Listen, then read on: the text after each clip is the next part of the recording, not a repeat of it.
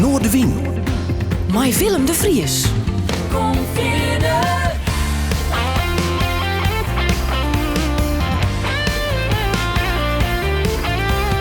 Alles wat er speelt. Omroep Friesland. Goeie en welkom bij Noordewien. En Joert hebben we weer een gast aan tafel te zitten nu de muziek vroort. Dus hebben we in ieder geval een uur mee praten in een 1-op-1 peteer. En om hem te introduceren ga ik maar even naar een tekst die ik vond op zijn LinkedIn pagina. Mooi in het Engels. Experienced teacher with a demonstrated history of working in the music industry, skilled in Moodle, music theory, distance learning, orchestral music and music composition. Strong arts and design professional, graduated from Berklee College of Music. Kortom, Willem Aukema. Dit zie je op 10 pagina. Ik citeer het maar even lekker. Mooi dat je er bent. Welkom. Ja, dankjewel. Heel leuk dat ik hier even... dat is mooi. Wij hebben eens vaker gepraat, maar het leek me heel erg leuk om eens even met echt in de muziek te doeken. Wat vies mooi, wat is de passie erbij en waarom vies het misschien een ding leuk? Soms kun je het wel, soms kun je het net definiëren. Het is een beetje een standaard vraag worden, maar daar begin ik Jorik maar even mee. Want hoe is het met jou?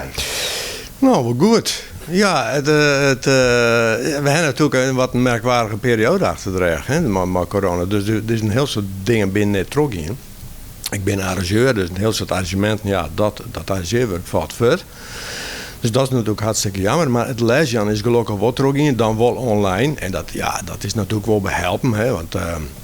je kan het net te garen spelen als je online les houden. Dat is altijd al een beetje moeilijk. En de verbindingen ben ik net overal lieke best. Hè. Als iemand op zijn zolderkamer zit met wifi, dan krijg ik dat soms wel alle kanten wat op. Maar goed, dat kon ik toch goed terug in. Ja, en nou is het eindelijk de laatste weken ben we daar weer toch weer wat jij ervan verlast dan de vorige lockdowns. En dat is natuurlijk positief. Hè. Dus het begint nog alweer te komen. De korpsen beginnen weer te repeteren. Alle ensembles die mij wel los. En nou ja, het is voor de theaters dan natuurlijk nog wel een beetje lastig, maar wel een meter. Maar nou, ik hoop dat het nou echt de goede kant weer ook gaat. Dus, en met mij gaat het dus dan ik. Goed. Ja, wat geeft die humeur, die stemming daar in mij? Nou, wist je, ik heb mijn werk nog gewoon houden. En het nadeel van online les is dat de hele dag thuis is. Hè? En ik vind het ook wel vrij intensief. Ik vind het eigenlijk intensiever om online een hele middag les te gaan dan dat ik op de muziekschool zit. Muziekschool helft een bakje koffie. Rinst even naar de prullenbak.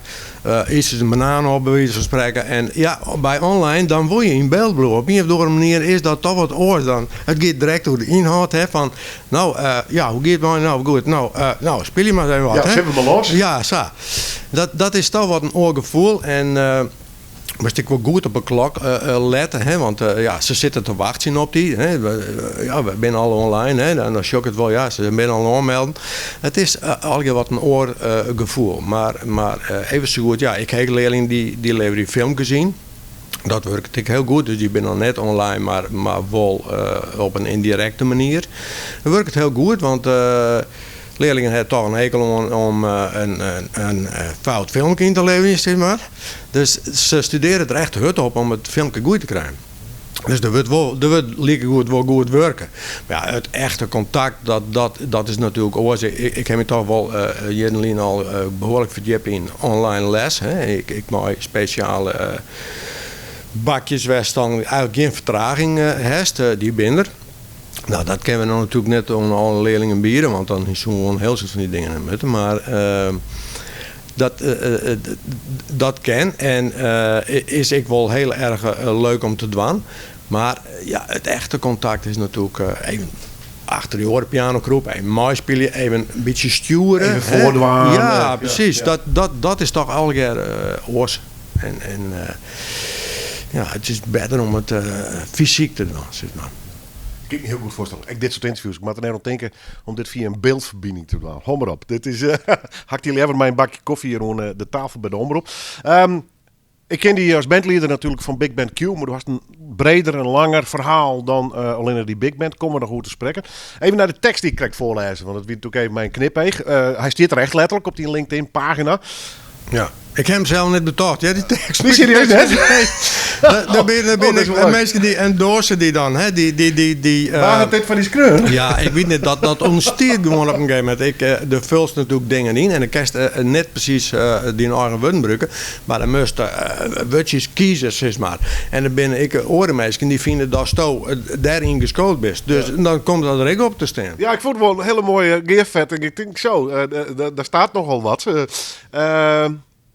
Even los van de woorden en was er precies verteld. Het zei wel iets hoe die de beste muziekman tot in die tjen, maar dan ook heel breed. Ik bedoel van big band, leader tot arrangeur. Maakt die componist niet? Nou, ja, ik componeer wel eens wat, maar ik ben daar eigenlijk altijd wat voorzichtig mee. Ik vind eigenlijk van... Als ik mijn tuin mee ben ik net een hovenier, dus ik zou net natuurlijk. Nee, maar ik zou mezelf net samen een componist. Dat is net mijn core business nog. In ieder geval. Misschien wordt het nog een keer, maar nog net. Ik ben wel arrangeur, dat vind ik wel. Nou ja, goed. En de juist lessen, dus overal muziekliefhebber. Ja. Wanneer is dat begonnen? Dat hele muziekgebeuren in die holle. Wist je als jonkje al vast onder de radio of in de horen bakkelijk plaat? Nou ja, ik weet nog wel dat mijn huid die spelen vroeger in Snits. Ik ben in Snits geboren, al gauw naar een eerste jaar naar Sondel verhuizen. Mijn huid was wel een muziekman. En die had vroeger les op harmoniumhand. En mijn mem zong in het koor. En mijn huid die speelde in Snits bij het korps. En later ik bij het korps van Wiekel. Die hier de instrumenten van het korps in zijn beheer, zeg maar. Hij repareerde die dingen enzovoort. En toen hier op een gegeven moment hier nou een paar instrumenten onder die waren net gebruikt. En toen zei hij van, goh, wat was dat niet? Dus, ja, dat liep mij wel wat. Dus hij naast me zitten en ik kreeg een bariton. En zo is dat al heel gauw begonnen. Eigenlijk voordat ik nog op de AMV-lessen kwam van Hendrik Bakker, de broer van Pieper Bakker. Dan gingen we naar Nijmarm, naar de school daar en dan kregen we dan les. Ik weet wel dat Hendrik Bakker bij ons op school kwam en die formulier nu deelde. En ik kwam met zijn formulier thuis. Ik vroeg, mooi, ik wil op AMV-les. Nou, toen zei hij, ja, mooi wel, maar dan ga je net op voetbal. Nou, dat vond ik helemaal niet erg, want voetbal, dat is nog niet direct mijn passie. Dat is nog steeds zo. Ik vind het wel leuk om eens even naar Tjen, naar zo'n finale van zo'n kampioenschap. Maar nee, die heb ik nooit aanbied. Mijn beide oren broers wel, maar ik zelf net. En op een gegeven moment kwam er, ik weet nog wel dat ik ontrieden wie voor op een pool. In de winter en ik kwam thuis en wat sting daar in de kamer? Een orgel. Nou, dat weer wat. Gewoon dat ding, de hele dag erachter. Ja, dus het lokte mij direct. Gewoon die geluiden die staan maar produceren koesten. En hoe werkt dat dan? En wat kan ik daar zelf al mooi? Hè? Zonder dat les krijg ik mijn hart leerde mij daar ik al dingen op. En toen kwam ik op AMV-les en toen nam... AMV is algemene muzikale vorming, hè? Muzikale vorming, ja. Dat is een soort voortreuk. Heerlijk zo'n ouderwetse titel. Ja, precies. Nou, het is er nog steeds, hè, de AMV. Nee, maar het nog steeds, maar er moet altijd weer Engelse titels van komen. Nee, ze nemen het nog steeds AMV. Het is een soort voorbereidende traject voordat je dan op een instrument komt en daar les op krijgt. En toen zei Hendrik Bakker een keer van, zo jongens, dit is een cornet. En dan moet zo blazen en dan had je van die knopjes. Toen steek zijn vinger uit. Dat ken ik wel, zei ik. Nou, en toen mocht ik dat kortjakje erop spelen. En dat heb ik al leerd van mijn hart. Dus ik weet er wat dat betreft wel vrij betiert bij. Ja. Platen, muziek, Radio Luxemburg, Veronica of zit je in de oorhoeken? Nou... Of wie toch de Tjerk en Bach? Nou, net direct de Tjerk en Bach. Er waren wel platen bij ons draait. Maar dat wie overwegend een beetje klassiek. En is had die houden van Koorn, Maastricht de Staar, Urke Manenkoor. Dat draaiden we. Dat draaide mijn huid dan de meesten. Later ik wil muziek van Johnny Woodhouse, his Magic Accordion. Dat was dan een beetje de lichte muziek. Dat waar ik draait. En die oude Nederlandse plaatjes en Friese plaatjes. Dak mijn lokaaltje. En dat draaien, dat heb ik al wel. De classics. Ik al je marketing. Maar ik luisterde natuurlijk wel naar de radio. Ik vond een heel soort popmuziekjes vond ik wel leuk. Maar ik ontdekte op een gegeven moment de muziek van Jimmy Smith. Zo'n Hammond-orgel en een drummer erbij en swing. En dat vond ik eigenlijk, daar ging mijn hart direct aan uit. Dat vond ik toch wel iets... Jongen, wat ze daar in Amerika maken met die Hammond-orgel, dat vond ik geweldig. En ik kwam bij een jeugdgroepje van Melodia en later al heel gauw bij het korps. Dus die korpswereld, dat wie ik iets, daar trof ik oren meisken. Ik ging naar het Nationale Jeugdfanfare korps, het Nationale Jeugdkorps van Pieper Bakker. Daar zit ik vanaf mijn 11e, heb ik daar al heel gauw bij spelen. Dus aan de ene kant dus de toetsinstrumenten en aan de andere kant het blazen. En dat ben mijn beide vakken op de muziekschool geweest. Ik ben met 2 instrumenten begonnen. En er zijn echt wel instrumenten die ik wel redelijk uit mijn koor lezen. Hè. Een toetsinstrument is toch wel een instrument wat op zichzelf heel goed functioneert. Blazers, ja, dat kan je natuurlijk thuis blazen, maar dat wordt pas leuk als het in een ensemble zit, of in een harmonieorkest, of in een braasband, of in een fanfare, of in een big band eventueel. Dus ja, big bands waren er toen nog net zo'n soort. Maar er wie in Koudem op een gegeven moment wel een big band. Dat wie big band Formation 75, wat later big band Friesland worden is. En toen wie ik 15, toen dat zo'n beetje wat startte. En had hij dan een concert hier. Ik weet nog wel dat ik eens een keer op mijn sneurtje jong een concert hier in Koudem. En dan ging ik net naar de kroeg, maar dan ging ik op Bramke naar Koudem aan. En dan ging ik daarheen. Dat wil ik jaren. Dat interesseerde mij direct al. Gewoon dat mijn blazers niet alleen maar in harmonie of in fanfare zitten kerst, maar dat je daar dus dat soort dingen spelen kennen. En akkoorden, waar kwam dat bij? Hoe zit dat? Dat fascineerde me gewoon heel erg. En aan de andere kant die toetsinstrumenten, datzelfde. En een toetsinstrument is een platte groen. Hè? Kerstakkoorden zijn, hoe ze niet op een blaasinstrument achter mijn grond te spelen. Nee, kan je niet een keer pakken. Dus dat waren 2 hele mooie aanvullingen op elkaar, zeg maar. Een van de instrumenten komt natuurlijk naar voren in de noemer, dat is Keersenhurst. Jimmy Smith, maar ik zou even nu lezen hoe dat zit en waarom. In ieder geval organ grinder swing, zeg ik het zo goed? Ja, organ grinder swing. Het is eigenlijk een oud vers, het gaat door de orgeldraaier.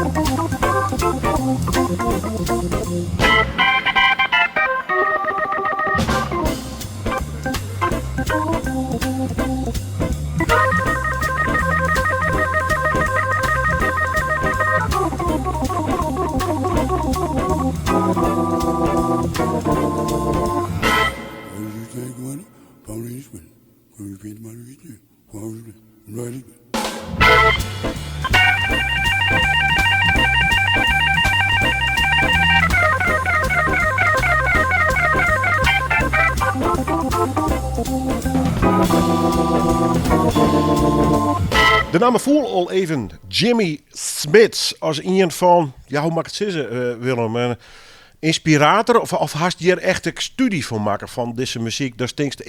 Ik begin het. Ik wil eens even zien wat deze meneer echt speelt in akkoorden. Ja, en ik heb wel een soort stikking van hem gewoon opskruinen. Ik denk van, goh, ik wil dat ik spelen wat die man doet. En dan hier ik eerst een cassette recorder en dan naast me in en uit en we hebben rondspelen. Zo dat natuurlijk net zo handig al, ja. Maar zo ben ik er toch wel achter een soort stikking kom. En later hier ik een jouw sporen dek en die Die draaide op een oor toerental. En dan kon ik hem langzamer uitdraaien en dan klonk het nog tafel leger. Dan had ik wat meer tijd om al die loopjes op te schrijven. Dus natuurlijk, die man die had een razendsnelle techniek. Hè? Er zijn heel veel noemers nou, dat steeds gewoon, wat gebeurt hier al? Ja, dat is heel moeilijk te traceren wat hij eigenlijk doet. Maar ja, dat wil ik toch wel graag weten. Hij is eigenlijk een beetje, vind ik, een beetje de godvader van het Hammond-orgel. De voorwaarder ik wel op spelen. Maar deze sound die hij hier heeft, dat ben de eerste tri-drawers uitloeken en dan de percussion op de tweede boventoon. Dat is echt het geluid wat hij, zeg maar, de klekering heeft en wat eigenlijk daarna gewoon als een standaard jazz Hammond-orgel sound yield, zeg maar. Er is ook geen internet. Ik bedoel, en ik nog net enorme boeken mee dat alles op papier stier en uitschreeuwen en dat soort dingen. Dus maakt dat een klus weer staan om dat gedetailleerd uit te zien. Ja, dat ben ik helemaal scherp van. Wij wisten dus de autodidact. Nou, voor de basis. Ik ben als dirigent ben ik autodidact. Ik heb nooit een HVBRA opleiding gehad. Ik heb natuurlijk gewoon toch wel het vak solfège. Dat krijg ik op het conservatorium. Dat gaat ook gehoorstraining. Dus herkennen van akkoorden, melodieën opschroeven, dat soort dingen al. Ja. Nou, dat komt me eigenlijk altijd wel aardig goed houden. En dat heb ik heel goed gebruiken ik voor het arrangeren. Want ik heb het arrangeren, schroef ik wel gewoon, steken soms oor. Ik heb van Big Ben Q ook wel dingen maken. En dan weet ik gewoon net de cape. Maar dan moeten we het wel spelen. Nou, dan zet ik koptelefoon op en dan schrijf ik het hele stuk uit voor Big Band. Ja, dan leer ik gewoon heel scherp luisteren en het herkennen van akkoorden en dat soort dingen. Dat heb ik met Jimmy Smith dus ik een soort dingen. En natuurlijk naar platenzaken. Hè. Iedere keer maar weg en ieder al weer naar. Dus ik heb een enorme verzameling van platen van Jimmy Smith. Dit is de eerste die ik kocht. Dat is van de Incredible Jimmy Smith. En dat is in de geschiedenis van het Hammond-orgel wordt dit ook wel eens jongen als een hele belangrijke cd. Larry Goldings, wat ik een hele goede organist is, maar een hele oren manier van spelen. Die had ik altijd zo van deze plaat. Dat is ook niet van Larry Young. Unity, dat zijn eigenlijk de twee grote platen in de geschiedenis van het Hammond-orgel.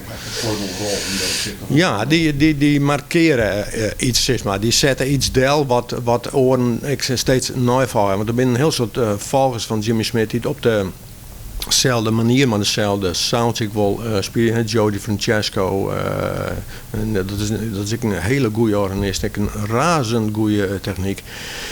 Die spelen het eigenlijk in de traditie van wat Jimmy Smith eigenlijk doet. En zo ben er een heel soort. Ik vind Larry Goldings dan toch wel weer wat oortje. Doet ik een beetje wat funky dingen. En die draait er wat oorzen mee om. Dat is weer van een nijere tijd. Maar ik heel mooi. Hoe vind je gisteren? Ik bedoel, dit thuis analyseren, het kipste plaat. En dat is het? Of er komen wat namen voor onder andere die van Jimmy Smith. Pakst op een gegeven moment, moest daar heen en zijn meestal eens een keer live te zien of op andere manieren of net. Hoe vind je gisteren daarin als liefhebber? Ik ben natuurlijk wel een soort Noordzee Jazz Festival geweest. Vanaf het begin, het is nu in Rotterdam, het was vroeger altijd in Den Haag, in een grote congrescentrum. En ik ging daar vaak met Hubert Heringa, en ik heb een soort met Hubert spelen vroeger in een bandje. Maar ik wil me horen maken, ging daar dan in december heen. En ik weet nog wel de eerste keer wie we daar 3 dagen. Nou, dat begint dan in de een van de media en dat gaat dan s'nachts tot weet ik het hoe laat wordt. En dan terug en dan s'nachts sliepen in de sporthal. En dan na 3 dagen een radbraak wat thuis kwam, dan komt het eigenlijk op deel. Dat is rock'n'roll. Dat is rock'n'roll, ja, zeker. Maar hartstikke leuk. We daar even naar het strand, Scheveningen. Maar ik heb daar wel eens mijn maat van mij, Henk Schilstra, wie we daar. En daar wie een organ special in een hele grote tent. En dan kwam Jimmy Smith, kwam Barbara Dennerlein, Jimmy McGriff, Carlo de Wijs, een Nederlandse organist. En nog volle meer. Ik had daar gewoon de hele jongen heb ik daar op een voorste rij zitten en mijn maat helpt ze nog aan een broodje en een biertje. Maar ik weet dat net uit te slaan natuurlijk. Ja, dat was voor mij, mijn grote helden die kwamen daar al jaar langs. Ja, fantastisch, mooi. Ja, dus ik heb het in die zin wel opzocht. Ik was in de grote Prins Willem-Alexander, een zaal, jongen, Jimmy Smith en natuurlijk een soort platen van hem kocht. Dat wie wel mijn held, zeg maar, vroeger. En afstudeerd op de Hammond, hè? Hoeveel Hammonds had je ooit in bezit gehad? Eén? Of? Nee, ik heb er wel 5 hand. Ik heb er nog ik heb de krek een paar futjoen, want op een gegeven moment, ja, we met je maar die dingen ik al gehinnen, maar ik ken het moeilijk afschuiven. Wat jouw Hammonds voor? Ja, ik heb wel een paar een hele goede leerling van mij die ik in de band speelde, Mario Kramer bijvoorbeeld, Jurre van Dijk. Ik zou Jurre. Dat heeft al je toetsen. Ik heb hier nog een oude Fender Rhodes piano staan. Werd de omvang steeds lichter van wordt, want ik heb die spultjes aan de buitenkant er steeds oude moeten. Ik heb nou zelf een hele mooie Nord. Met die dingen ik al erin zitten. Ik heb er thuis gewoon geen plak voor. Ik heb een A100, dat is hetzelfde als een B-trein en een C-trein. Dat zijn echt die grutten, maar een heel groot pedaal. Echt een bakbeesten. Precies, maar een hele grote Leslie-box, dat heb ik zelf. Ja, ik heb wel eens in een stekkenhand die ik mijn moeite weer repareren litten hebben. Dat gaat net zomaar. En want het binnenwerk van dat orgel is ik dan Amerikaans, dus 60 hertz en 110 volt. Dus ik kan strikt net zomaar even een transformator tussen zetten en dan doet het wordt. Er zit echt een elektronische plaat in om die 50, 60 hertz verschil, om dat weer op te lossen. En ze met een smart worden, maar ik ben net te volle, want er rent de olie in de motor en dan doet het net meer. Dat heb ik dus aan. Maar geen specialist zijn. Nou, daar moest er wel een beetje wat van weten. Maar ik heb dus 4 van die dingen aan. Ik heb er een verkocht en ik heb er nu nog in de muziekschool in Koudum staan. Let ik snel nog wel eens even draaien en speel ik wel eens op. En als ik nou een leerling heb die een beetje breder georiënteerd is, die bijvoorbeeld bij mij op keyboardles of zoiets komt en die wil in een band spelen, dan let ik hem daar ook op spelen. Dat vind ik toch wel een ding wat eigenlijk toch erbij is. Dan wel net mooi pedaal. Want dat is echt het orgelspelen zelf natuurlijk. Hè. En dat heb ik geleerd op het conservatorium. Ik heb een vrij brede opleiding gehad. Waar ik wel lichte muziek in zie. Dus theatermuziek en ik wil wat jazzmuziek. Maar ik een heel soort eigen tijdsmuziek. Omdat het een vrij nieuw instrument weer. En ik nog wel klassieke muziek. Ik heb bij mijn Henk Stap sprongen door de barokke heen ging tot een trio sonate daar zit maar. Dus om de polyfone manier van spelen te leren. Dus het elektronisch orgel weer op het conservatorium eigenlijk een beetje de voorloper zeg maar, van de lichte muziekopleidingen die het later komt binnen. En toen is Hilversum, het conservatorium van Hilversum is toen opgekomen. En daar ging iedereen die het lichte muziek studeren wil en jazz, ging daar eigenlijk toch wel heen. Dan is later naar Amsterdam gaan en nou hebben al die conservatoria die hebben nou een eigen afdeling die daar helemaal op specialiseert binnen. Maar in mijn tijd, en dan heb ik toen die in 70, 80 begin, toen kwam dat eigenlijk een beetje wat op.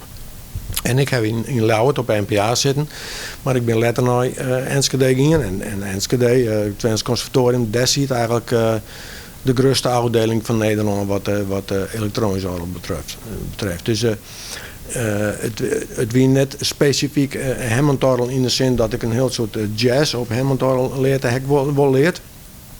Maar we hier ik wil Yamaha-orgels, dus het maakt eigenlijk net uit west op spelers. Maar ik moet natuurlijk op die Hammond spelen, want zo'n ding ik thuis dat vind ik gewoon nog steeds het mooiste klinken. Ja, de juiste gewoon direct dat een Hammond-orgel in de band zit, het drukt direct een stempel op de sound. Het is iets mijn fix. Je hebt straks weinig nog hoe het erop praten. We draaien eerst even muziek. En dan maak ik een beetje de switch naar de blazers. Want ik kan me voorstellen, dat ik Earth, Wind & Fire draai met Fantasy. Dat vooral de blazers, dat die daarin oorspreekt. Ja, dat is toch wel een hele mooie combinatie.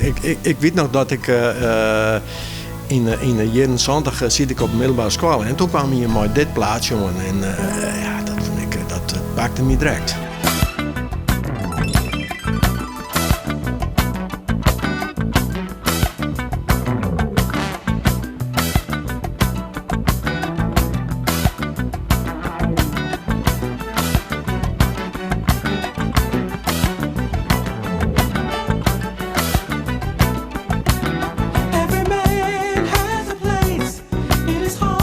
There's a space, and the world can't erase this fantasy.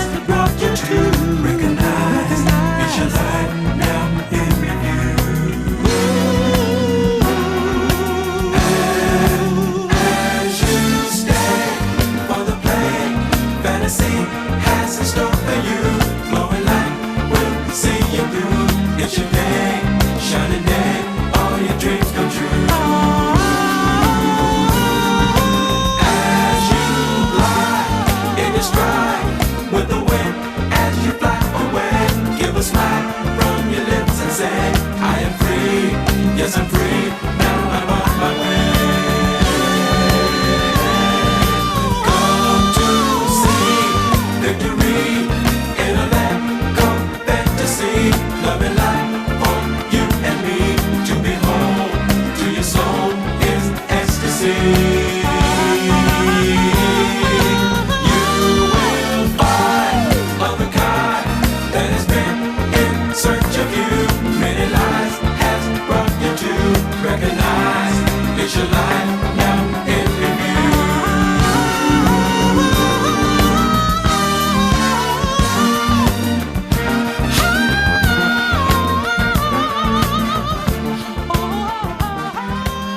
Earth, Wind and Fire. Heerlijk nummer, Fantasy. En Willem Aukema, Joert, mijn gast. In dit 1-op-1 peteer kwam je mee oorzetten. En dan begon ik voor te glimpje, Willem, toen je dit nummer weer juist. Zit ik een beetje voor die jeugd of net? Ja, zeker. Ik zie het in Maar de... je lang hier, Poeg, ik hier Pukkel net- en Thomas. corduroy broeken of net? Ja? Ja, een speakerpak Echt om mooi een hierbasel erin. Ja. En een pakje drum of zo. Heerlijk, ja. Ja, zeg ik dat. Fantastisch, ja. Ik hier net een Poelman Thomas. Oh, Thomas, ja. Een oranje, maar zo'n heegstoel met een zweefzaal erop. Nou, dat is, ja, zeker. Ja. Nee, maar in de jaren 20, ik weet nog dat ik op een HAVO zit in Snits. Op Hemdik, bij de Pabo zit dat in. En ja, wij konden daar muziek als examenvak van. Dat is voor mij wel interessant natuurlijk, hè, om dat te doen. Dus daarom ben ik daarheen gegaan. Ik het een beetje rustiger. Hè? Ik kon nog wat andere dingen daarnaast doen. Nou, toen kwam iemand uit mijn klas, die kwam met een bandje aan met muziek van Earth, Wind & Fire. Hij zei, dit is wat voor je moest eens even draaien. Ik dat draait, dus ik denk, jongen, wat hebben we hier? Ja, dit is natuurlijk, het is heerlijk ritmisch. Als het juist, het is soms een beetje funky, soms een beetje disco zit er ook in. Maar er gebeurt qua akkoorden natuurlijk ook een heel soort. En die man die zong gewoon geweldig. Maar zo'n hele prachtig mooie kopstem erover. En ze gebruiken hele mooie akkoorden. En dan die blazers. Die blazen erbij. Nou, een grote band. Ik geloof dat wel 8 mensen in zitten. Dat kon toen al nog, zo'n grote band. Ja, dat is toch wel een van de bands nou, die gewoon vanuit die tijd nog heel erg wat deden. Ik vond toen in die tijd, Songs in the Key of Life, Stevie Wonder, dat vond ik geweldig. Mooie streekjes erbij en dat zie ik op een bepaalde mooie manier. Dat ben net gewoon trosnee popstukjes. Hè? Dat is echt, dat wordt wel wat deel zetten. Ja. En die blazers bij Earth, Wind & Fire, dat is natuurlijk geweldig. Ik heb dit nummer letterlijk nog maar Q vaak spelen. En dan net eens maar zang erbij, maar gewoon helemaal instrumentaal. Je kunt er wel iets voorstellen. Ja, dat is gewoon heerlijke muziek om te spelen. Ja. Die jeugd, weet een beetje rock'n'roll of zie je mij in Holland toch wel erg in de muziek en de techniek van de muziek en de theorie van de muziek? Of wie er dan Willem Aukema die lekker de beest uit hong en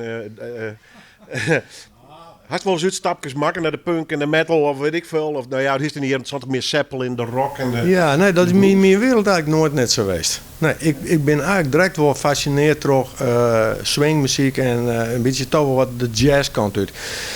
Omdat ik jaarde daar akkoorden in, die fascineren me gewoon. En ik weet hoe dat zit. Hè?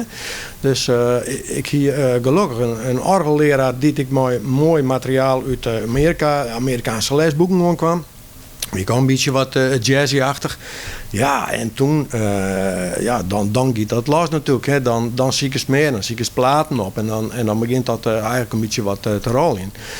En ik ken natuurlijk muzikaal gewoon niet heel erg de beest uit hong. Hebben ook nog een bier dronken. Ja, daar zit ik net doorheen. Nee, maar geen uitstapjes naar oren genre zeker. Dat is experimenteel misschien. Nee, eigenlijk net zo.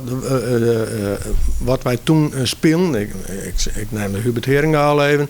Nou, dat we in die tijd toch al Bob James, een beetje wat van dat soort muziek, dat wie toen al vrij nee. En ik zit aan de andere kant zit ik ook wel in de korpsen, wat toch soms ik wel wat klassieker weer, maar daar kwam de lichte muziek ik al wat op, hè. Jan de Haak hier een nij uitjouwerij. Die hier ik een nij geluid. Daar waren arrangementen maken die wat dan naar de lichte kant gingen. En dat weer voor die korpsen toch vaak ik wel wat een verademing natuurlijk. Hè? Dat er eens een keer wat oren muziek kwam. Want ja, een korps had natuurlijk ook een heel soort jeugd. En die moeten die ben natuurlijk ook binnen. Hè? Dat je alleen maar zwieren stikken. En zo vroeger weer natuurlijk een heel soort. Waar er een heel soort linien van uit de klassieke wereld. Hè? Een soort overtuurswet arrangementen van maken worden. En nu krijgt de Havgebra het nog natuurlijk toch wel zijn eigen sound sowieso. Maar ik zie eigen arrangeurs en componisten die daar volle gerichter voor schreeuwen. Dat is natuurlijk alleen maar goed. Hoe is die een spronkje, want ik bedoel, we hadden muziek en het zit eigenlijk ik ben heel dichtbij ook wel eerlijk wezen. West van de korpsen naar de big band. Wat wie die eerste big band? De eerste big band wie een big band van de muziekschool. René Kuiter die hier dat opzetten. In de tijd dat aan Oosterhoven is net ziek, maar zijn Bogeman Big Band begon. En de Bogeman Big Band festivals kwamen toen op.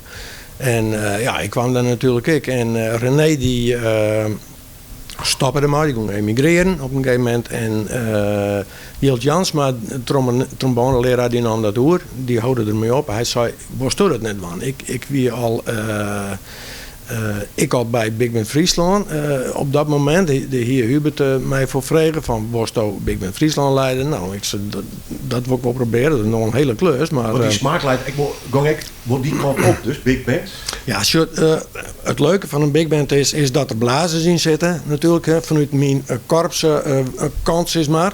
Maar dat het lichte muziek en jazzmuziek is. En dat doe ik volle meer weer in de orgelkant. Dus dat komt daar heel mooi bij elkaar. Snap je? Dus Big Band Friesland en toen ik de Big Band van de muziekschool en die Big Band van de muziekschool, daar is uiteindelijk Big Band Q uit gegroeid, zeg maar. Dat is een hele hechte club. En wij repeteren maar en dat repeteren we eigenlijk al haast genoeg. Wij gingen soms het eerste optreden in maart pas en dan begonnen we in september al te repeteren. En repeteren we dus tot jongens 11 uur terug. Hè?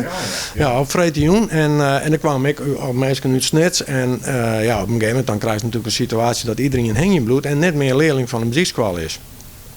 Ja, dan kan je het eigenlijk niet meer verkennen dat nog een big band van de muziekschool is. Nee. Dat is dan heel zo van nou, dan doen we dat oors, dan maken we er een stichting van, stichting Big Band Q.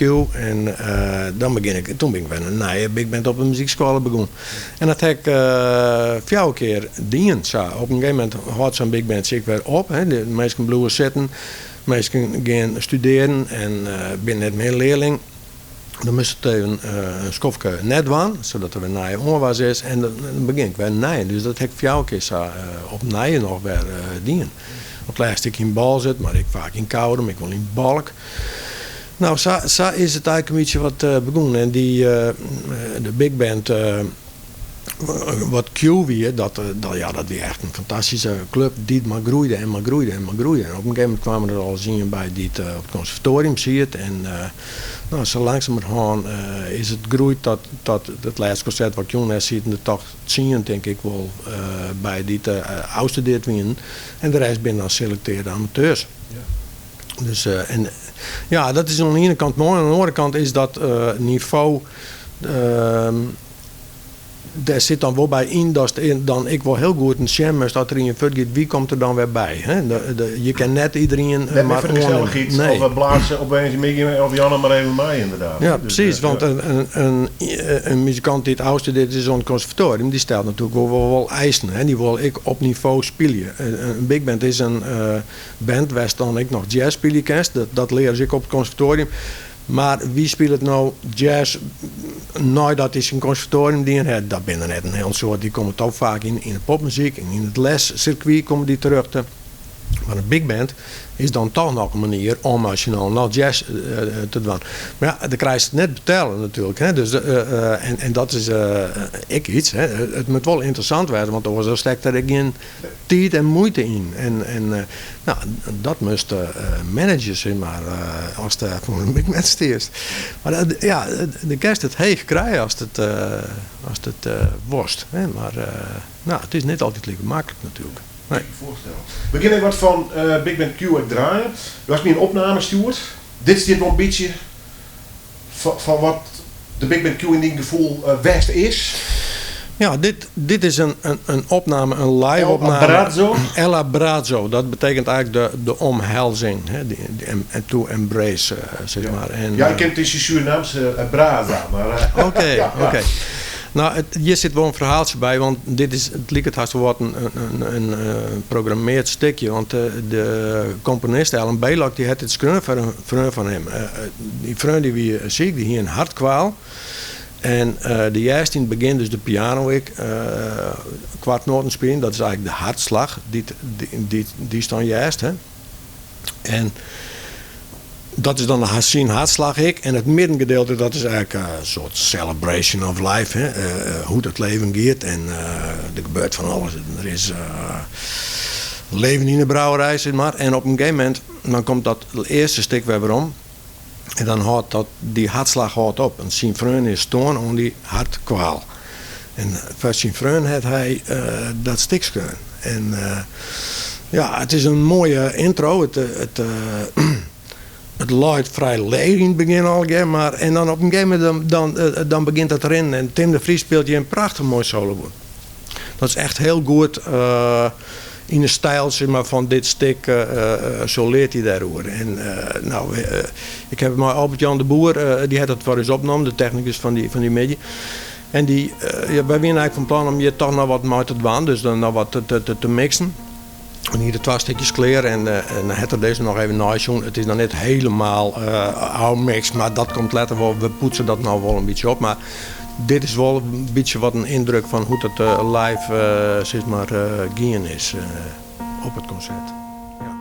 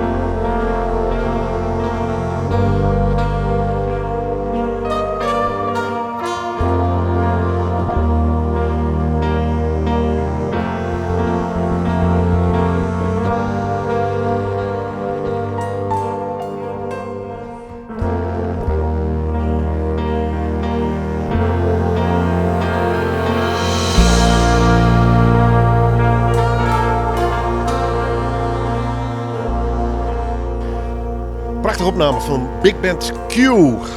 En de Oort Farman.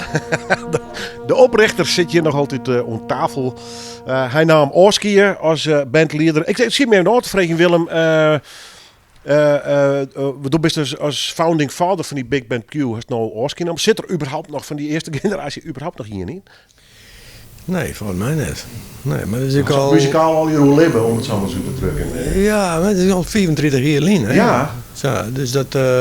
het waren toen natuurlijk leerlingen van de muziekscholen.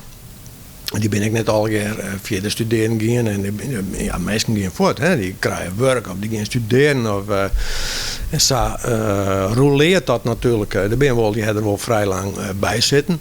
Maar ik denk van de hele eerste generatie nou net meer. Nee. En zo, wij zitten eerst in Koudem te repeteren. Ja, daar kwam dat gewoon bij. Maar langzamerhand kwamen ze toch uit andere stukken van Friesland kwamen muzikanten en ik. En toen ben wij dus naar Snits gingen. Omdat het ik mooier centraal uit. Dus de kerst maar de trein heen. En daar hebben we eigenlijk een mooie repetitieplak gekregen. We repeteren vaak in de theaterstudio van het atrium of in het Balwerk, gewoon in de grote zaal. Daar kunnen we dan ik wel terug. En destijds in Oer dat Q ik wel eens wat voor het kunstencentrum docht. Dus mijn grote kriesproducties mooi werken. Ik wil mooi uitbreid mooi striekers erbij. Daar hebben we toch wel een heel soort van die kriesshows jong. Echt eigen productie. Ik ken de muziektheaterkoor, musten erbij, eigen solisten, neem maar op.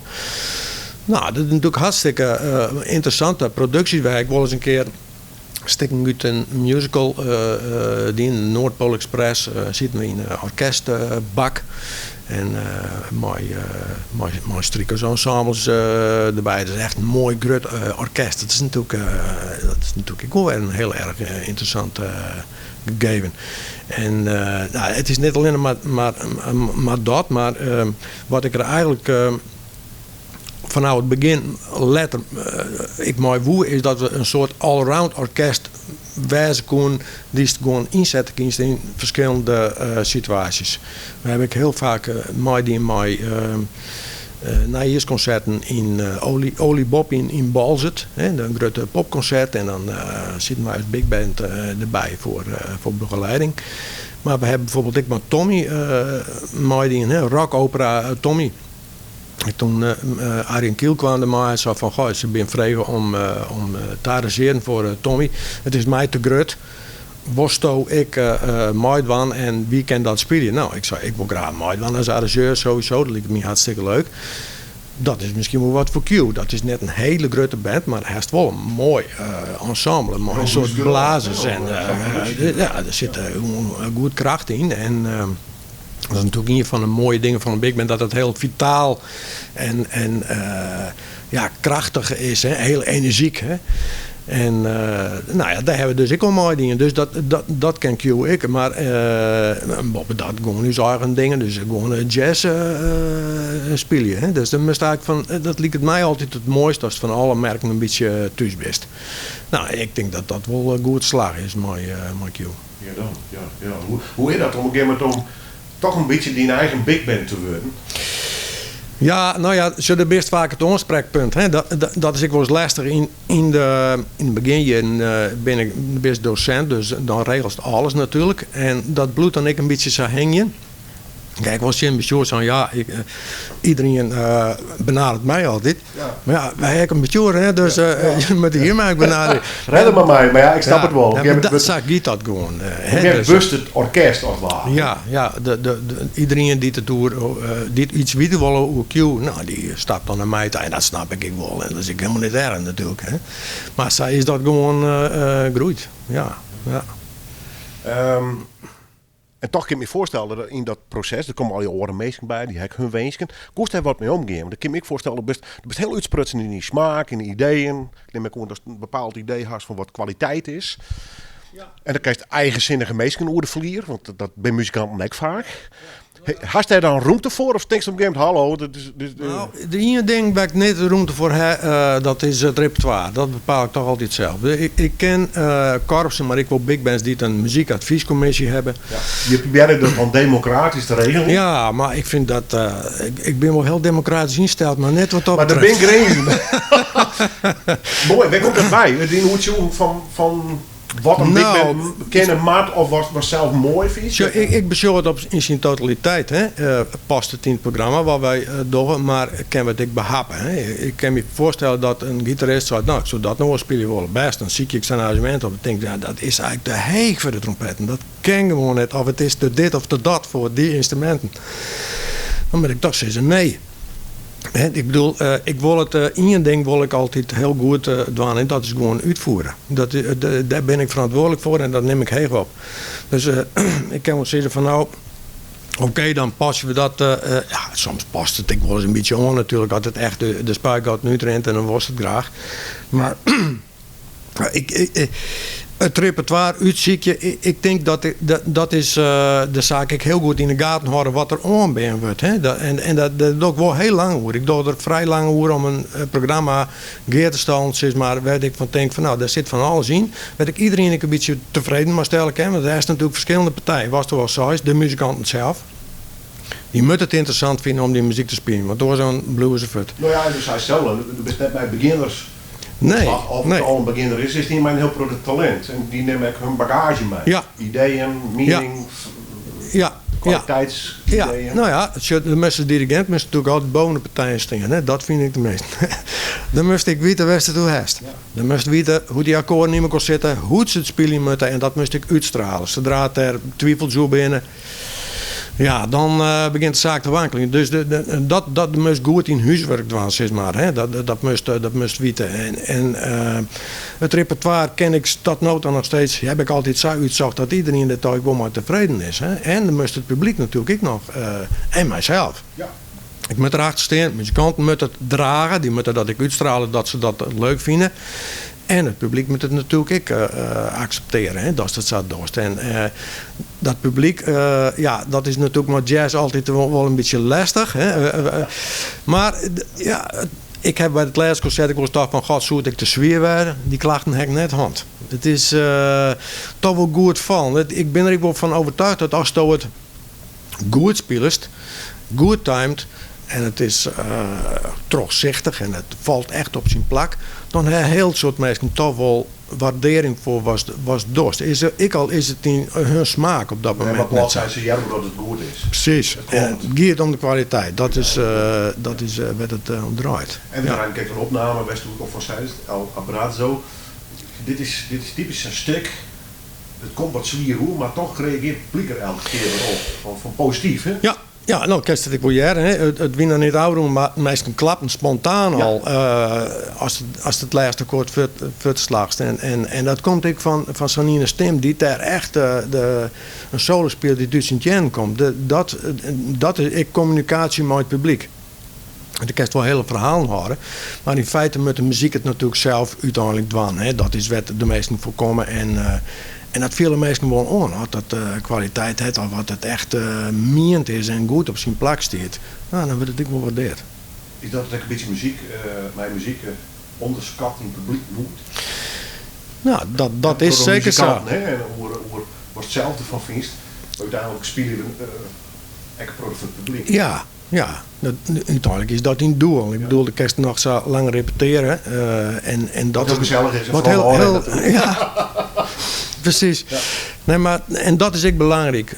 Dat het op een repetitie, de muzikanten, we moeten er verwroten. En dat moest ik willen. Dus machinaal nou praten, dat is dat stuk wat lastig is. We hebben hele moeilijke stukken spelen. Dat we dat machinaal, en dat iedereen gretig is om dat in te studeren. Maar uiteindelijk, de laatste fase is toch dat het voor het publiek speelt. En dat binnen in klanten dan uiteindelijk. Hè. Dus dan moest het goed verdwijnen. Als het wel eens verkeerd instapt, dus een stuk hier is, dus hij is sommige stukken echt, maar het echt wel even naar de bak met zijn hand. Dus toen ben je al wijze al het gevoel kreeg van oeps, dit gaan we niet redden. Nou, ik heb wel eens een stuk kocht en dacht ik van... ik weet niet dat ik het nou klaar krijg, maar ik keep het al vast wel. Dan heb ik het wel eens geprobeerd. En dan veel van, ze snappen het nog niet of zo. Het valt nog niet. Het kwartje wil net vallen. Het wil niet vallen. Dan moest het gewoon aan de kant lezen. Want dan wordt het een moordpartij. En dat was gewoon niet. Dan nam ze toen net trots. Of nou, je moet hier maar extra oefenen en extra studeren. Nee, als ze het zelf niet... als ze te volletje in aanhikken, dan wordt het niet. En ik was maar programmering had, dan heb ik dat een stuk in een bepaalde volgorde zetten en denk van achteraf van nee, dat hier toch ooit met hem. Dan begint bijvoorbeeld maar een heel soort zangnummers en dan stopt ze maar instrumentale stukken. Fout. Is nooit waar. Oké. Oh, dit is even les 1. Nou ja, dat ben dingen die heb ik van mezelf leerd. Hè, om contrasten te maken in het programma. Dat is net de hele tijd uptempo stukken achter elkaar zet, maar dat is rustpunten in het programma krijgt. En dat is op een goed moment de zang introduceert, dat het boeiend bloed van het eerste moment tot aan de pauze staat en daarna ik weg. Dat is ook iets, daar moet je wel heel goed door nadenken natuurlijk. En het kenmerk van een goede dirigent is dus echt de groep inschatten wat ze vol of net kennen. En ik heb op die signaleren dus. Ja. Je mag nog even maar wachten. Ja, op een gegeven moment is een groep echt totaal ordereren jij hem. Ja, natuurlijk. De kerstnossen volle wollen, maar die muzikant moet het voor die doen. Ja. Dat is heel simpel. Dus als je ze net mooi krijgt en als je ze verkeerd inskast, ja, dan wordt het een puinhoop. Dat was natuurlijk net. Nee, dan volgt dat hier lang een beetje. Nee. Maar dat is dus people management, snaps. Dus dat is de ervaring. Dat moest maar hier krijgen. Maar die krijgt ik een beetje, aan de ene kant die muzikale overtuiging en die ambities, die is haast. En dat was lid op een groep, maar daarboven weet ik, oké, maar dan was er zelfs people management. Ja, dat wel leuk blijven. Ja, dan moest de risico's inschatten, dat is het toch wel een beetje. En er wist nooit precies helemaal West-uitkomst natuurlijk. Hè? Want er zet er een steek op, nou, ik hoop dat iedereen het mooi vindt. En het lukt heel vaak wel, hè. Ja, als het te ver uit de mogelijkheden zit, ja, dan lukt het net. We gaan met muziek draaien. Straks vreekt hij weer om. John Williams en Olympic Fanfare. Live opname trouwens uit 1984.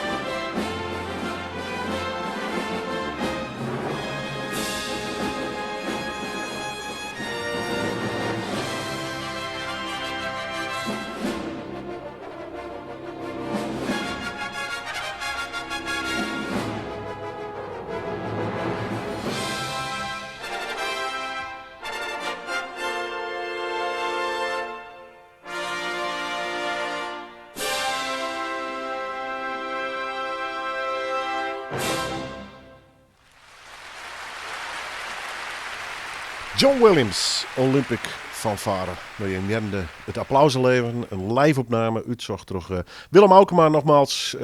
De gast Joert in dit peteer, we hadden muziek. En ja, blazers. Dus zij is onder de plaats. We kijken, ja, het weer een akkoord, we dit, dat. Dit doet iets mij niet. Ja, dit is heroïsche muziek. Dat juist dan alles. En dat is ook wel een beetje het kenmerk van de muziek van John Williams. Hè. Als het al zien filmmuziek juist, er zit iets heldhaftigs, iets onoverwinnelijks zit erin. Zeg maar, we gaan ervoor. Het is ook wel een beetje Amerikaans, vind ik altijd. Ja. Maar die man die had natuurlijk... Wat is zijn vingerafdruk eigenlijk? Ja. Dus kijk, dat is typisch John Williams. Nou, wat ik heb die online cursus bij Berkeley. Hè, en dat is dan ik een beetje toch wat op filmmuziek tas spitst. En die leraar, Mike Giovanni, die zei wat John Williams heel goed kent, dat is in houtblazers, die mooie lange riels daarbovenin. Dat is de air candy, nemen dat ik was snoepgoed voor het oor. Hè. Hij kan geweldig thema's schreeuwen, die bloed die ik altijd heen. Hè. Daar herkent het direct weer. Star Wars, E.T., Jaws. Ja. Alles van Indiana Jones. Hè. Het is de huiscomponist van Steven Spielberg. Ja. Hij had natuurlijk een heel soort films maken. Hij had een bepaalde stijl die bij iedereen eigenlijk wel naar binnen gaat. Het is net zo van, nou, daar houdt niet van. Iedereen snapt deze muziek ook. Maar toch is het niet heel simpel. Er zitten wel oorgangen in. Dan denk ik van, nou, dat is toch wel echt wel uit de 20e eeuw. Zeg maar. En het is een groot orkest. Hè. Hij zet dat echt massief, kan er het deel zetten. En dat is fascinerend, vind ik dat.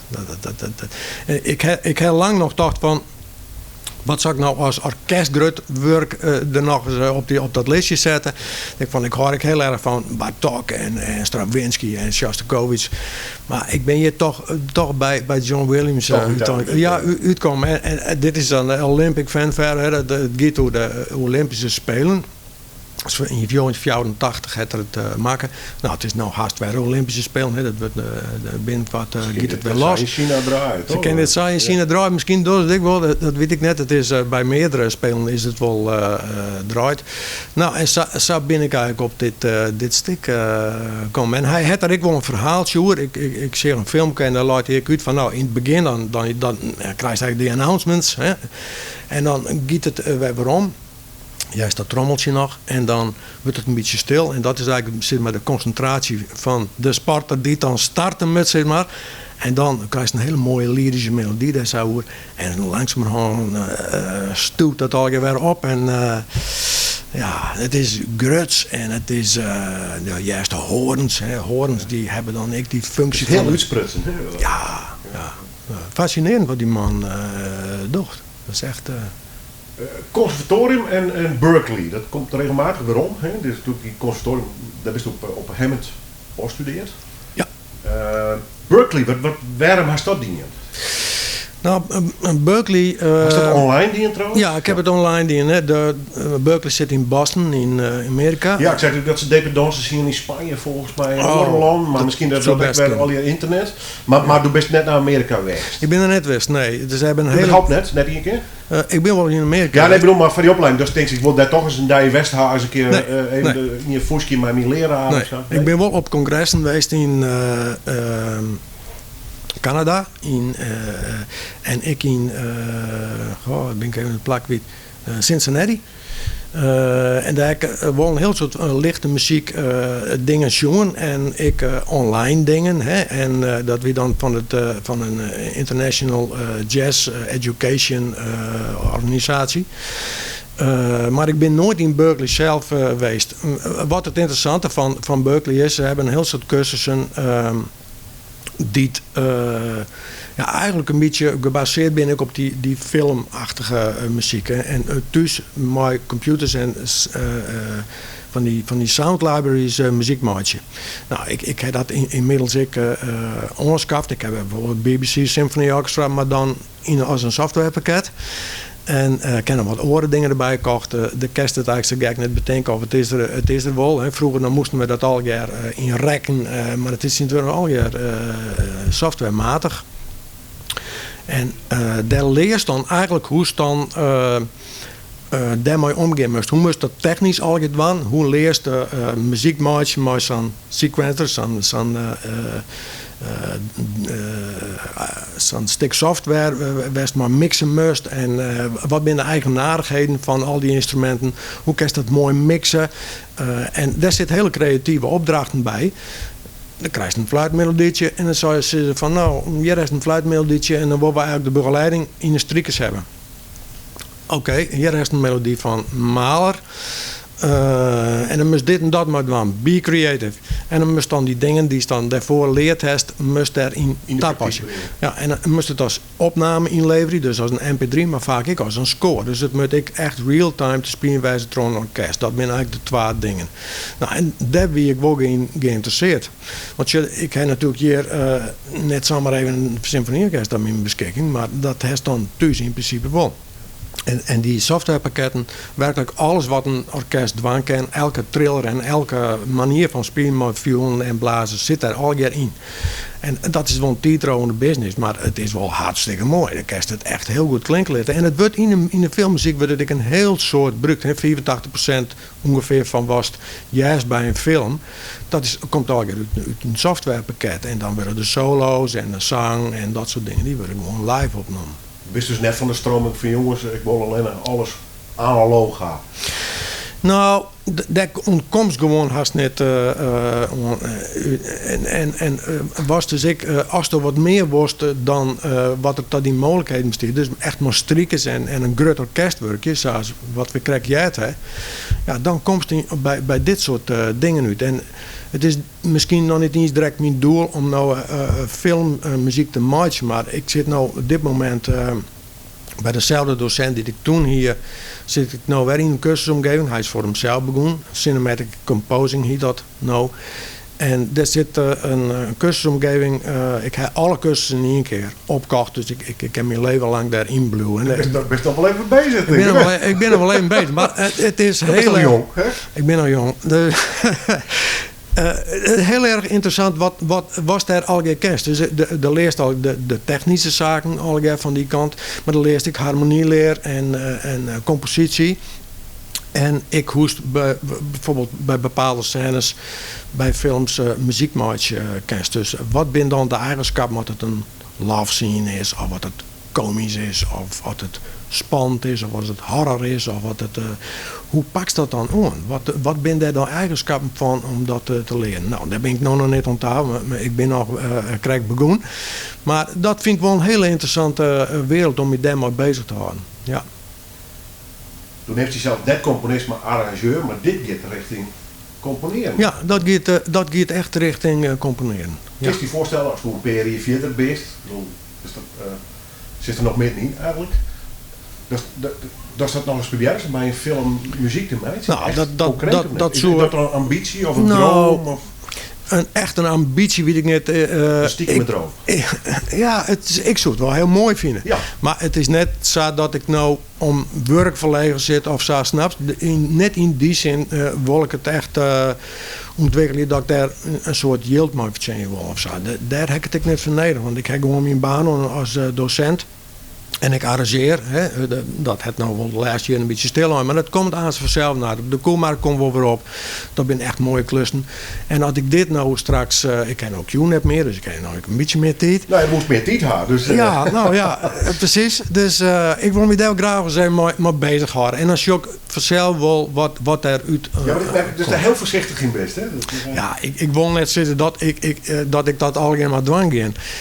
Ik wil me daar maar bezig houden. En ik vind het gewoon heel erg interessant om daar wat dingen van te leren. En als dat nog eens een keer zover komt dat er iets uitrolt, dat ik iets moois ken, dan is dat prachtig. Maar anders maak ik het van mezelf. Vind ik prachtig. Dat is mooie muziek, je kent het echt. Ja, natuurlijk. Ik wou er even de technische kant van het verhaal. We hadden toen software en best met computers bezig. Wij werken toen graag mee als het door software gast. En dat, wat voor virtuele studio's gebruikt u bijvoorbeeld? Ik gebruik Logic. Logic, want ik ben een Apple-man. Ja. Hè? En Logic is er alleen maar voor Apple. Dat Ja. is er net voor... maar ja, het is Cubase zou ik heel goed kennen. Hè? Die is vroeger... Logic Pro had nog die vak. Logic Pro, dat is mijn ding. En toen vroeger de eerste computers kwamen, was dat met dwangkoers, dat waren die Ataris. Hè. Nou, dan hier is twee kanten. Hier is aan de ene kant Notator en aan de andere kant hier is de Cubase. Hè. Dus ik krijg als mij Ajax fijn wordt de best voor de een of de andere, maar net daar twee dagen Nee, beide geleden. kinderen. Nee, school, Beatles, dat soort Ik heb Notator gekocht en dat is later alweer verloren. En dat is Logic worden. En ja, daar hou ik me gewoon bij. Zij ik was een onderzoekje ding onder de studenten. Nou, Logic en Cubase, dat is aardig in evenwicht. Ik geloof iets meer Cubase dan Logic. Maar dat binnen de twee grote pakketten zit, maar die het vaak gebruikt worden. En Soft Synths, broekst die een proef? Of Ja, dit toch? ik heb Soft Synth helaas nog in een oorskaft. Ik weet zo de naam al niet meer, maar bij Spitfire. Spitfire Audio, daar heb ik, dat vind ik wel een heel goed bedrijf, maar die leuke, goede dingen maakt. Kijk, pakketjes met wat alternatieve dingen. Hè. In filmmuziek is het vaak niet alleen maar akoestisch, maar er worden toch wel heel soort synths gebruikt. Maar ik heb het BBC Symphony Orchestra heb ik de zonskaft.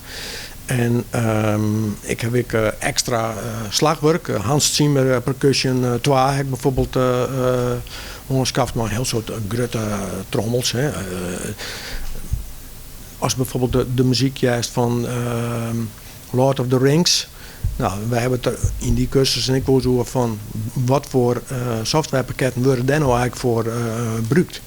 En nou ja, die leraar die weet dat dus al gewoon. Die zit in L.A. en die zit in de filmwereld. En dat is heel erg interessant om daar ins en outs, ja, die kerst wel achterkomen. Ja. En ze hebben daar, bij die cursussen hebben ze heel soort masterclasses. En die de grote music director van Walt Disney, die had daar een verhaal over ja, de New Romanian Harmony. Dus dat zijn eigenlijk andere manieren van het harmoniseren van muziek dan de klassieke manier zat bij dat band binnen vanuit de tijd van de barok. Maar het gaat dan weer over mediantverhoudingen, tertsverwantschappen en zo. Wij hebben in de 20e eeuw, natuurlijk, dat is een periode geweest waar een heel soort experimenteerd is. Hè. De strakke tonaliteiten zien op het eind van de romantiek toch wat op zijn aanrekken. De kerst vaak een akkoorden jaren van, dan krijg je het gevoel van die toon soort gaan we heen.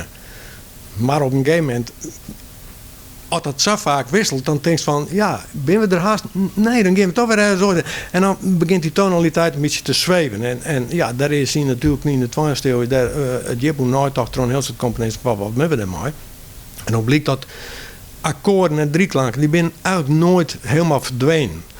Maar de manier waarop wij ze gebruiken, dat is wel verloren. En daar zijn een heel soort nieuwe gedachten over. En dat maakt het die 20e eeuwse muziek natuurlijk. En John Williams maakt er ook gebruik van. Maar toch en Stravinsky ook al. Die hebben alweer weer andere manieren van uitdrukken. En ja, dat is natuurlijk razend interessant. Ook ik zei jij, de klassieke discussie. Ik vind het soms wat een onzinnige discussie, hè? Maar ik lees er wel even voor tussen analoog en digitaal. Het verdwijnen. Nee. Het is en denk ik. Ja, dat ik opgegroeid met elektronica, elektronische ordels. En daar weer vroeger een soort weerstand in. Hè? De pieporganisten die moesten er eigenlijk niks van hebben, want weer onnatuurlijk en dit en dat al. Ja, maar meestal dat is net in te houden. Zet de televisie of de radio maar aan. Hoeveel komt er net softwarematig terwijl ze het net eens in de garden heeft? Ik bedoel, En dus. En, ja. Akoestisch prachtig en live uitvoeren met muzikanten, dat is hartstikke mooi. Maar er zijn zo'n soort goede hulpmiddelen, West-Sint-Wurg, thuis ik een heel soort dingen maar maatjekast. Ja. De studio met Hoesta. Nog één muziekstuk te gaan. Dan mag je het zelf wel even uitlezen. Choral for a Solemn Occasion. Ja. Het is een koraal, wat spelen we door het Fries van Vaarorkest, onder leiding van Jouke Hoekstra. Ik vond het moeilijk om een representatief stuk voor harmonie en fanfare en braad met de hele Havenbrahoek te vinden. Maar ik herinner mij dat ik met het Fries van Vaarorkest een keer naar het Wereldmuziekconcours geweest ben. Niet als euphoniumblazer, maar als toetsenist. Ik heb een soort toetsenpartijen ik altijd wil spelen bij korpsen. En daar is natuurlijk een soort stuk en werd die uit de musicals komen en werd toch nog klaversemmelpartijtjes of piano of fluit. En die zit dan net in fanfare. Dus daar maak je dan een synthesizer-partij van. Hè. Die kan dat dan mooi invullen. En er staat weer een stuk van Jeff Pennis, Transformations During a Man's Life. En daar zit ik oorlog en van alles en nog wat in, samples. Maar ik moest ook een stukje vibrafoon spelen, een stukje fluit. En dus ik repeteerde steeds maar en maar. En ik ben daar maar. En dat is nooit wereldmuziek in koers. Maar zij spelen een koraal en dat koraal dat vond ik echt geweldig mooi. En dat is dit koraal, dat is van Mark van Delft. En dat hebben ze direct live spelen. Dus, en dat is me eigenlijk altijd ik wel een beetje heen. Ik denk van nou, ik kijk bij het Nationaal Jeugdkorps zitten Pieter Bakker. Daar ben digitaal net een soort opnames van. Tenminste, ik heb ze in ieder geval niet wel platen. Maar ik denk van, goh, als ik dat nou eens draaien laten kennen, dat vind ik dan wel heel erg mooi om je te laten hoeden van varen. Prachtig mooi spelen kennen. En het is natuurlijk een heel soort zacht koper. Het is iets typisch Nederlands. Er ben in het buitenland net een soort van vares. Wel harmonieorkesten en braasbands. Maar van varen is ik een beetje Nederlands en Belgisch. En Duitsland heeft het ik nog wel een beetje. Maar dan houdt het ik al gauw op. Het is gewoon prachtig van klank. En er zit een prachtig mooie spanning in dit stuk. Dus, nou, vandaar dit koraal. En voordat we draaien beginnen, moet ik toch nog een beetje een geruststelling van die jaren. Want twee hier corona, de vereniging had zwier, gewoon. Ja. Wat is die gevoel erover? Komt het aan, begint het weer te leven en ben die fanfare, harmonies, de hele Havabra, is dat vitaal genoeg om dat twee hier straks gewoon weer fris te beginnen en te broezen? Nou, dat hoop ik van harte natuurlijk. Ik wil eens een miljoen van mensen die dus nou een skof thuis zitten hebben van ja. Dat is ook wel mooi. Jongens gewoon thuis voor de buis zitten. Hè? Wij hier langs de druk maken. Hè? Dat gevoel. Van, ik ken het misschien niet wel zonder. Ja, dat zou jammer wijzen dat dat trouwens keer ontsteert. Maar dit is wel een enorme aanslag op het hele verenigingsleven. Zeker. Harmonie is wat oors dan een bandje over solist. Het is echt los van de muziek. Het is echt een vereniging vaak. Het is een vereniging, dus het heeft een sociale context. En de dwarpsdreks is alles.